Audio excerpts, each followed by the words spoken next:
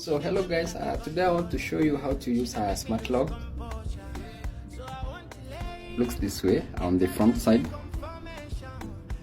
Hapa unaweza tumia either fingerprint, unaweza tumia pin, ama you can say place a return card. You can swipe your card there. So for now I'm going to use fingerprint. At this lock you can also use key, of which I'm not going to show you where it is. That's Una's privacy, of course. So for now we use fingerprint and it opens.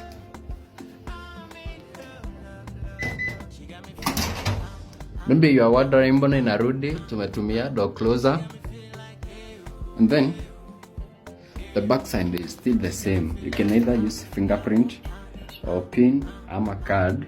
Side ya nyuma, since we assume we are already inside there, so ikona kifunguo side ya nyuma. You can also use your key here. Okay, so it's that simple.